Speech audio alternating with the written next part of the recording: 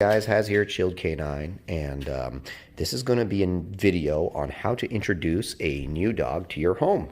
Now, forgive me for the video quality. I'm going to be filming this and talking at the same time, but I want this to be as organic as possible. I want you guys to kind of see the process as it goes. So, this is the dog. This is a 5-month-old German Shepherd puppy named Glitzy. And where are you at, Glitzy? Glitzy is from very nice working lines, and I purchased her from Staatsmarkt Kennel, and we were raising her in our kennel and just making sure that she shows the precursors of what we want to see in a puppy before I put any significant time and effort into training her and you know, brought her into my home and got attached to her, et cetera, et cetera.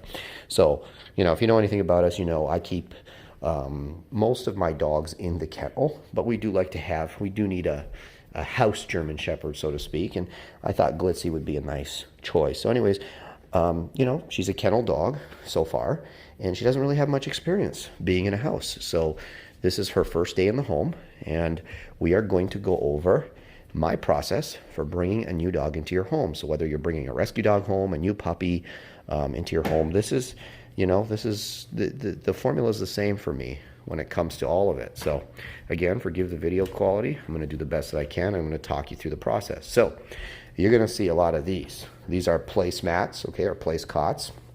And I have a few of these throughout the house. And what I'm going to be doing is I'm going to be showing Glitzy the place command. As you can see, Glitzy is all over the house right now, and she's just going on a mission to explore and see what all there is to see. And a lot of people make the mistake when they bring a new dog into their home of allowing this. Now, I do not allow this under heavy supervision. So like a lot of people will just take the dog into their house, let the dog loose, and then just kind of go about their business. And it can work, but a lot of the time it doesn't work. Dogs are creatures of habit, okay? So you don't want a dog establishing bad habits in your home. Things like chewing shoes, peeing on that one specific rug, you know, chewing the wall, like my friend she did there. You know, dogs are creatures of habit, and if you leave them to their own devices, oftentimes they may decide to do something that you don't find so convenient. So in the beginning, it's best to supervise their access and restrict their access throughout the whole home. And the way that I do that is a combination of the crate. I don't think I really need to show you guys the crate, but you know, maybe I'll shoot a video on crate training later on and we can talk about it. And I also use the place command. All right, so in the beginning, the dog is either in place or on the crate. So Glitzy, I just introduced her to place a couple hours ago, so she's been pretty good with it. She's not a hard-headed dog. She's actually quite biddable. Come on, Glitz. Yeah, she's a good girl. All right, come on. So I'm going to show her place here. Come on, Glitzy. Place. Good. And she probably won't stay in the beginning. I'm like, place.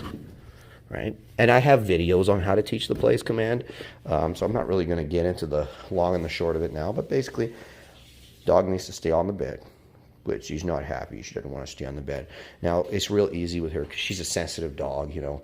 I don't have to put a lot of pressure on her to keep her there. I'm not going to use any correction collar or anything like that. I just need to use a flat collar and some pressure on the collar. Anytime she comes off, I'm just going to say, place, and I'm going to put her right back there. Good girl.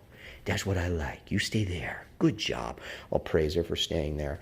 And I'll just kind of hang out here in my chair right here, and I'm just going to watch her, and if she comes off, I'm going to mark with the letting her know that that's wrong, and remind her that she should be staying on the bed. So she's thinking about running away right now, and if she does, I'm just going to mark it. I'm going to follow her. I'm going to take her right back and put her on the bed. Oh, good choice. Good girl.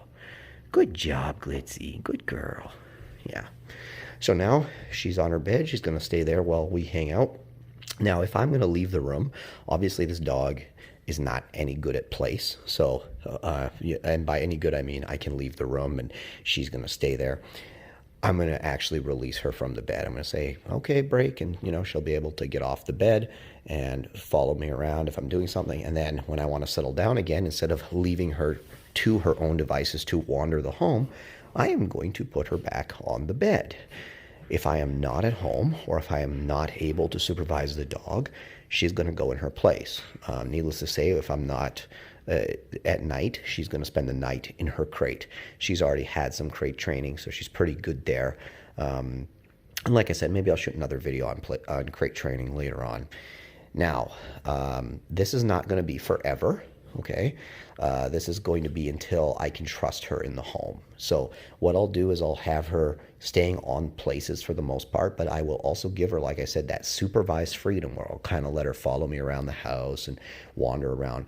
The second I start to see her getting a little too excited, right? So if she gets real busy, like there's some dogs that are super busy in the house. They're always moving from room to room. They're always getting into something, doing something.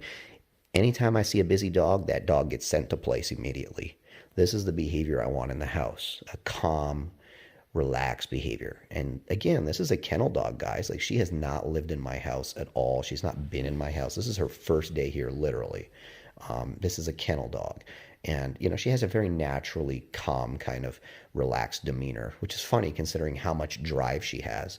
And by the way, drive is not linked to, you know, hyperactive energy. Like, I see a lot of hyperactive dogs that don't have very much drive, and I see a lot of drivey dogs that have a really, you know, relaxed temperament like Litzy, and then vice versa. I do see a lot of high drive dogs with very hyperactive, neurotic tendencies. But so far, she has a very easy temperament, as you can see. And, you know, she's doing exactly what I want her to do. So I'm going to give her, over the next, you know, 5 months or so, more and more access to my home. And as she shows me under my supervision that she's not going to be busy, she's going to be kind of relaxed, just chilling out, lying on the floor, doing her thing, I'm going to give her more unsupervised access to the home. If I notice anything bad happen, like, you know, she chews something or she destroys something, you know, immediately I'm going to restrict access again. She's going to go back to the place command. She's going to go back to, you know, the crate, and I'm going to, you know, take things down a notch so that, again, she doesn't get into that bad habit by repeating that undesirable behavior over and over again. If possible, I'll try to set her up for the bad thing. You know, like if she likes to chew the shoes, I'll try to set her up for it, and then I'll correct her in that bad behavior so she can really understand, hey, I really don't like that. It's unacceptable. This does kind of bring me to the topic of, you know, break. Come on. See, she doesn't even understand what a break is. Come on, but break. There you go. So I say the word and I'll just pull her off. Yeah, it's a good girl, Clarence. Yes.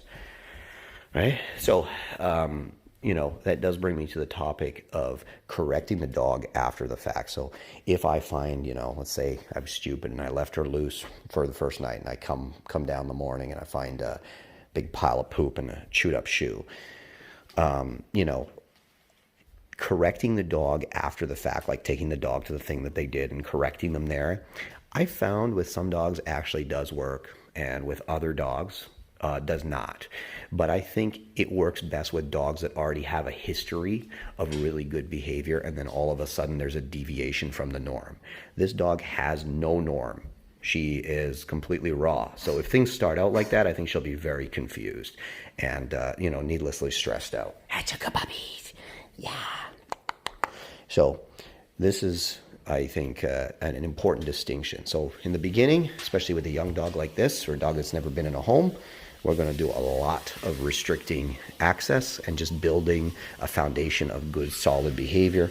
I'm going to let her out of the house on a regular basis.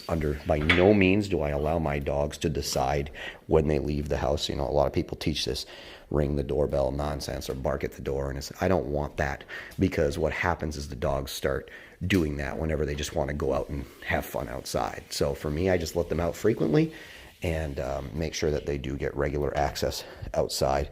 I don't do any of this wake up at 2 a.m. in the morning to let them out. And we have dogs that sleep the night here from a very early age. So this is my process in a nutshell. It was a bit of a long talk. Like I said, I have other videos on the place command. I actually have a full-on instructional video, which I should link, on how to teach the place command. See, look, no, right? And she's a sensitive pup, so I can just let her know I don't like that. Look at that. She was already chewing a boot right in front of me. Exactly what I'm talking about, guys. Right there. No. Shh. Get away. and I'm going to be real firm with her. I don't want her around my boots now, right? Because you can see, you know, it's just a natural behavior. It's nothing, it's not that she's being bad on purpose. She doesn't know any better, but I got to teach her. That's not acceptable. Those boots are expensive. You can't ruin them. You're a good girl. So, again, that's the process. And if you have any questions, put them in the comments. I probably won't answer them in the comments, but I might shoot another video. So you might give me some ideas for another video. If you find this video helpful, please like and subscribe.